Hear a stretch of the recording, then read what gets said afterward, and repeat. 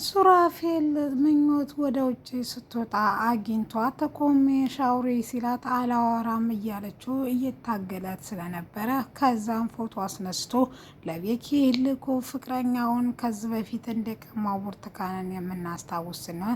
ዛሬም ቤኪን ሚስትህን ድጋሜ ሊቀማህ ነው በማለት ቴክስት ላይ በፎቶ አማካኝነት ይልካል። ቤኪ በጣም ተነዶ ምኞትን በጩኸት እየተጣራ ቆይማን ከዛ ከሱራፌል ጋር ምን እያደረግሽ ነው በማለት ይጠይቃታል። እሷም ምን እያረኩ ነው ምን አደረግኩ በማለት ትጠይቀዋለች። እሱም ቶሎ ብሎ ስልኩን አውጥቶም ይሄ ምንድነው በማለት ምኞትዬ በእርግጥም በቦክስ ብላ ብዘረራውም ነገር ግን ቅድሚያ ፎቶ ተነስቶ ነበረ። አሰላሙ አለይኩም ወራህመቱላሂ ወበረካቱ። ውድና የተከበራችሁ የቻናላችን ቤተሰቦች እንዴት አደራችሁ? እንዴት ዋላችሁ? ሁላችሁንም እንደ ሰዓት አቆጣጠራችሁ ሰላም ሰላም ብያለሁ። ዛሬ ይዤላችሁ የመጣሁ ቤኪ ድራማን ኪሩ ድራማን ክፍል 41 ነው። እነሆ እንድትከታተሉ ይጋበዝኳችሁ። ወዳችሁ ፈቅዳችሁ ስለምትከታተሉኝ ከልብ አመሰግናለሁ። ወይዘሮ ማርቲ ኤልሳን ለማምጣት ወደ ደብረ ዘይት ሄዳለች። አባቷ ወይም ዶክተር ምንም ነገር የሚያውቀው ነገር ሳይኖር ሲቀር እሱም ምንም ሰላም ነው ብሎ አገራማን ብሎ ስራውን እየሰራ ባለበት ሰዓት ወይዘሮ ማርታ ልጇን ፍለጋ ከቤት ወጣለች። ሱራፌል በተደጋጋሚ እየደወለ ለተንኮላቸውና ለሴራቸው ልጆቹን ቤኪንና ምኞትንና እንዲሁም ዙፋኔን እረፍት ማሳጣት አለብን፣ እንዲተነፍሱ የሰላም አየር መተው የለብንም በማለት ይደውልላታል። እሷም ልጇን ኤልሳን ያለችበትን ጥቆማ ስለደረሳት ወደዛ እንደሄደችና አሁን ስልክ ለማውራት እንደማይመቻትና ስትመለስ ደግሞ እንደምታወራው ቃል ትገባለታለች። ምኞቴ ምንም የማታውቀው ሲሆን ወይም የብርቱካን ኒካ እንዳለ የማታውቀው ነገር ግን ሱራፌል እንዲህ መንገድ ላይ አንቺን የሚወድሽና የሚያፈቅረሽ ይመስልሻል? እኔና አንቺን ማንም ሰው አይወደንም በማለት መልስ ይመልስላታል። እሷም ይሄ ደግሞ ምን ማለት ነው ብልም እስከዛሬ ቢወድሽና እውነት ሚስቱ ቢያደርግሽ ኖሮ ከብርቱካን ላይ 80ውን ያወርድ ነበረ። ይሄው 80ውን አላወረደም ይላታል። እሷም በንዴት መጣ ቤኪን ምን እየተካሄደ እንደሆነ ትጠይቀዋለች።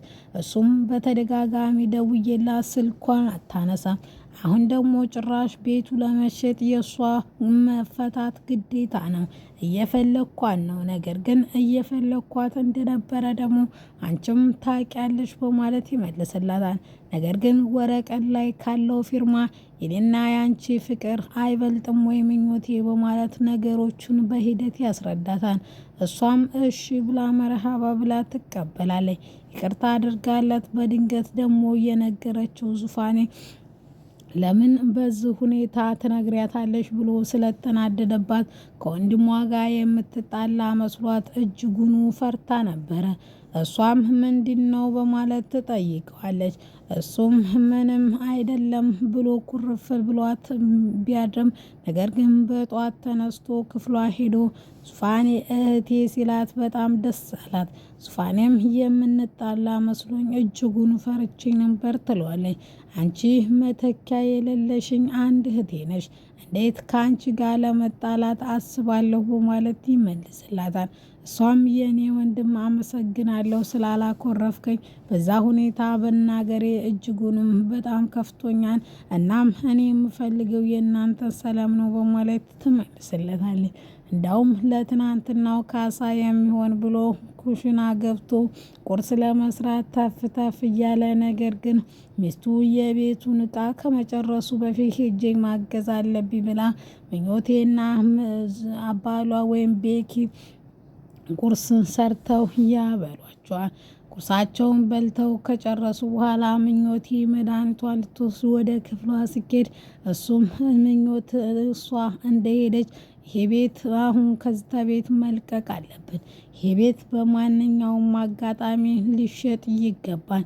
ስለዚህ እኛ ሬዲ መሆን አለብን በማለት ይነግራታል።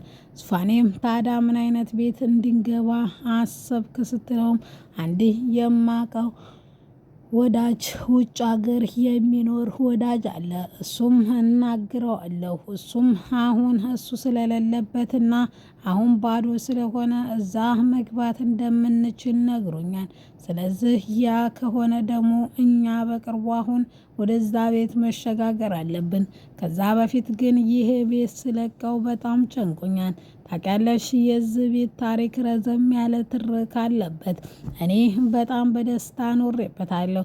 በጣም ደግሞ በሀዘንና በለቅሶም ኖሬበታለሁ። ራሴን እስከ መቆጣጠር በደስታዎች አሳልፌያለሁ። መንቀሳቀስ እስከማልችል ድረስ ወይም በእጄ ራሱ ምግብ መጉረስ እስከሚያቅተኝ ድረስ ታምሜ አሳልፌበታለሁ ሲላትም እሷም ልክ ነህ ቤኪ፣ ይሄ ቤት ብዙ አሳልፈንበታል። ነገር ግን ስትለው አዎ ምንም ነገር አያስፈልገውም፣ ምኞቴ መዳን ብቻ ነው ያለባት በማለት ይመልሳል። ነገር ግን ለእናቱ እንዴት አድርጎ መናገር እንዳለበት ግራ ገብቶታል። እናቱ ቴቴ ይሄ ቤት አይሸጥም እንዲሁም ብለህ ምኞትን ፍታ ካለችው ቆይታለች። እሱ ግን አልሰማም ብሎ ቀናቶችን አሳልፏቸዋል። እሷም ምን ማድረግ እንዳለባት አሁን ላይ ግራ ገብቷታል። ዙፋኔ እንደ ሀሳብ ሳይነግሯት ቤት ቀይረው ከዛም ብታቅ ይሻላል። ምክንያቱም አሁን ብትነግራት እንቅፋትና እንዲሁም ላሰብከው ነገር እንዳይሆንና እንዳይሳካ ነው የምታደርግብ ስትለው እሱም እንግዲህ ብታዝንብኝም ያንን ማድረግ ግድ ነው በማለት እሷ ወይም እናታቸውን ሳይነግሩ ቤት ለመቀየር ይወስናሉ። ካፌ ላይ ቁጭ ብሎ ሱራፌል እንዴት አድርጎ እነዚህን ቤተሰቦች ማጥፋትና በሀዘን እንዴት ማስዋጥ እንዳለባቸው ግራ ገብቶታል። ነገር ግን ከቤት ሲወጣ ዙፋኔ ቤት ውስጥ ሆና ባሏ ወይም አንድ ቦታ ደርሼ ቤኪ መጣሁ ብሎ ሲወጣ ዙፋኔ ወይም ምኞቴም መጣሁ ብላ ትወጣለች። ከዛም መንገድ ላይ አግኝቷት ለምንድን ነው አንቺ የማይወድ ሰው እኔ የቡርቱካን እንትንኮኛለሁ አንቺም የእንትና መጠቀሚያ ለምን ትሆኛለሽ? በእኔ ልትማር ይገባል። ምክንያቱም ብርቱካን ተጠቅማብኝ እንደ ቃና ወርውራኝ ሄደችው። ስለዚህ አንቺንም ቤኪ እንደዛ እያደረገች ነው፣ እኔና አንቺ እንስማማ በማለት መልስ ይሰጣታል። እሷ ብትሞትም ከእሱ ጋር እንደማትስማማ ቃል ገብታለት ጥላው ትሄዳለች። ውዶችዬ ዛሬ ይዤላችሁ የመጣሁት ይሄን ይመስላል። ቤኪ በጣም ተናዶና በጣም እንትን ብሎ ፎቶውን ስላየ ተበሳይቶበታል።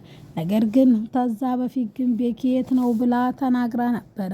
ምን እንደሆነ ስትጠይቃት ዙፋኔ ይሄ ልጅ እኮ መቀመጫ አሳጣኝ ትላታለች። ይሄ ሱራፌል ነው ወይ ስትል አዎ ስትል ለቤኪ መናገር አይጠበቅብሽም እኔ ለሱ እበቃዋለሁ በማለት መልስ ትሰጣታለች። እሷም እሺ ብላ በሀሳቧ ተስማምታ ከቤት ትወጣለች።